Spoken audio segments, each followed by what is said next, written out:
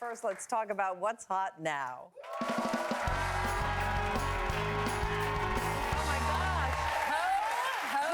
Oh, you guys look I great. feel like I want to touch the beard, but Oh, is you that... can touch the beard? I'll touch low. Oh, baby. Whoa. I mean, I'm offended that you call these ugly because I don't see anything ugly about these sweaters. I think they're great. You got to stand Who up doesn't- in the full effect. Yeah, who doesn't love a nice Christmas sloth? Oh, Look at yeah. that. It's a Christmas sloth.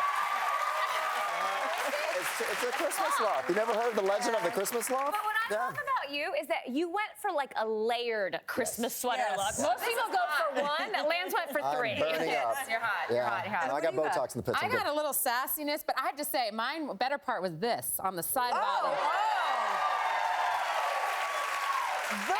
This is a little hot for Mama Meg. Those shoes. A little man. fun on the bottom, yeah, little fun on top. Yeah, baby. And what do you got?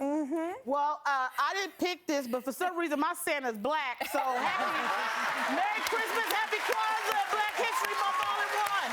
And you know you're good. She's like, that's all right. But he's kind of fine, though. I think I would date this guy. Yeah, no, he's You're gonna good. get a lot of tweets. Is all I gotta say about that one. Lily, you went for beautiful. Well, listen, I like a makeover, and there's nothing better than a reveal, so just stay tuned to later in the show. You're going to see something a little special about this sweater. Oh. That looks a little too normal. I'm liking it. Just saying. All right, just saying. I can't wait. All right, Christmas Eve is tomorrow, which means the holiday cards are really starting to stack up, which I love. But we were talking to someone on the staff who was very upset with you, Megan, because of the card that you sent this person. It was full of glitter.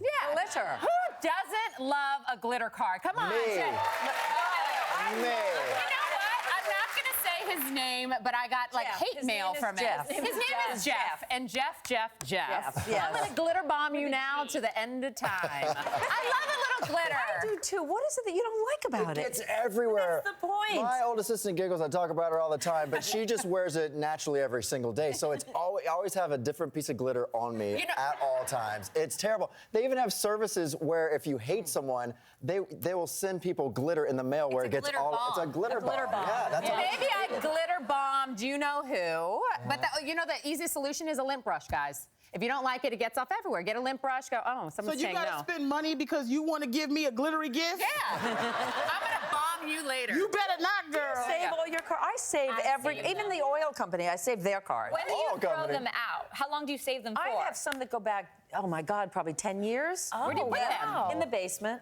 And what are they for? Are you going to come out and reveal Because you them look later? like, especially if they've got pictures of the kids as they grow up, it's kind of cool. I do the same thing. I love keeping things like that. And what I've started doing is every year I take my Christmas cards, birthday cards, or just I got married last year, so I took all of my wedding cards and I put them on a canvas. And then I get my husband, who's an artist, and he paints a piece on top of it. that's brilliant. So you have a piece of art with all your cards. That's cool. I should do that. I throw those puppies out. Really? I mean, you get so much. I mean, I have so many. I'm messing up How my long do you wait before you throw your cards I out? get them, I look at them, and I say, that was great. What? No, you do Put it in a shredder. I live in a very small apartment But here you in New can York put them City. on the fridge. or Have something. you thrown away my card? I haven't gotten a card. I haven't gotten it yet? No, not yet. Okay, well, please don't. Well, now I should have even sent it. You're going to throw it I'm out gonna anyway. take a picture with it for you and show I should have posterity, but now I don't. It's too I much. did one time. I threw a card away because I was cleaning my office, and it just happened to be a card that Giggles again gave me, and she is very sentimental. And she saw it in the trash can. I'm like, oh my gosh, Oh, that's the one the card that I worst. threw away, and it really affected her for That's a good the month. worst. I don't like to throw people's cards away because you never know what's going to happen and you want to have that moment, you know, heaven forbid somebody, you know, like my grandparents, I keep everything that they give me because you never know when it'll be the last time. Way to bring it down, Yamanika. But I mean, it's just It's sentimental, you know. Around the holidays, switching topics, relationships and friendships can get very stressful, especially if you're someone's only friend. Do you have the situation? So recent Cosmopolitan... This one in front is loving it here. There's a recent Cosmopolitan.com column. A woman wrote that her best friend told her it was too much pressure to be the only one there for her and that she needed to make more friends.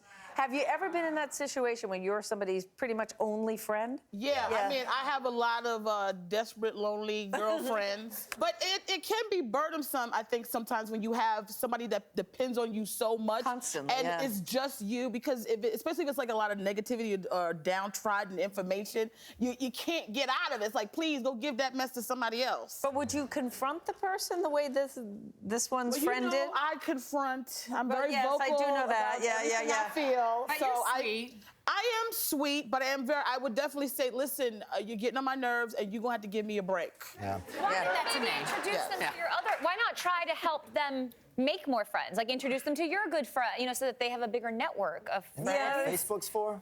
But can I ask you a question? Are you guys the type of people that is the first one to glob onto someone? Like, I become friends instantly with people, and I'm like, coming hot.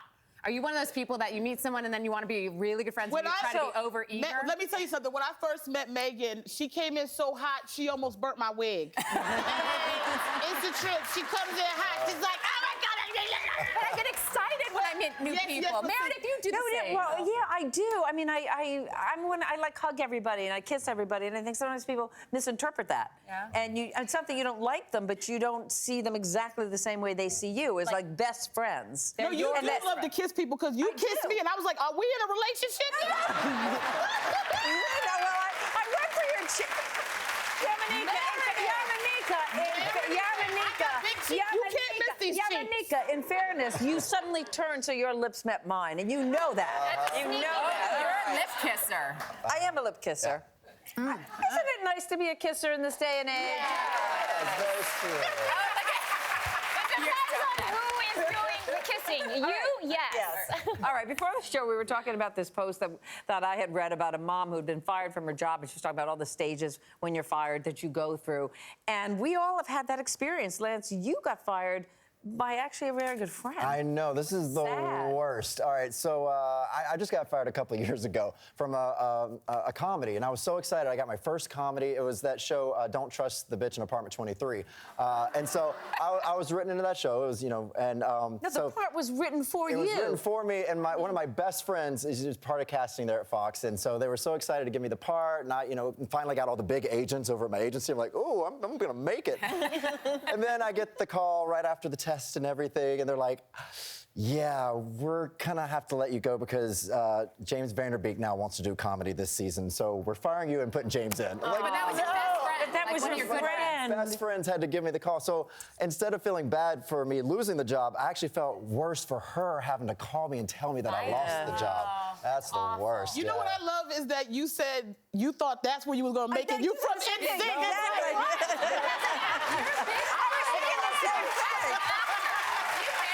As an actor. No one knows my comedy chops yet. Every day here. Did you talk to James ever about it? Oh, I just saw James last weekend because we went to the woman who had to fire me. It was her wedding last weekend that I went to, gosh. and James was a guest there too. So we always kind of give it to each other. Now, Yeah. see, It's this a little is awkward. this is my current dream job. But when I was 22, I had a different dream job in mind, and I worked at a fashion magazine. And the girls were so snobby and so snooty. I didn't grow up with a lot. I grew up in Fort Worth, Texas. A daughter of immigrants. And I was so proud to be there, and they were so mean to me, and they fired me from my job.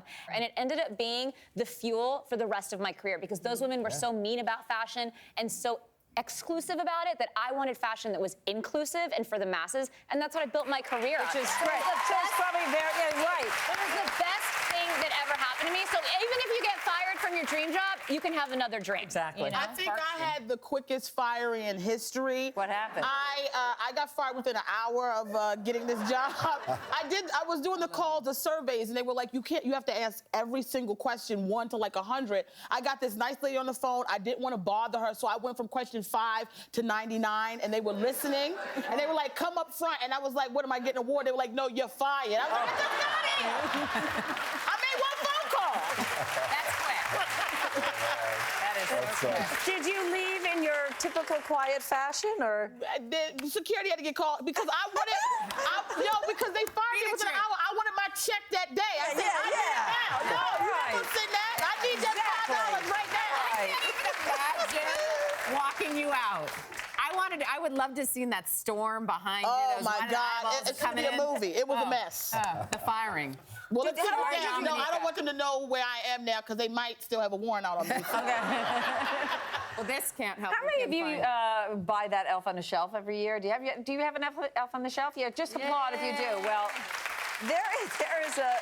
there's a guy that you can hire as your human elf on a shelf. Yeah, there's a picture of him. Yeah.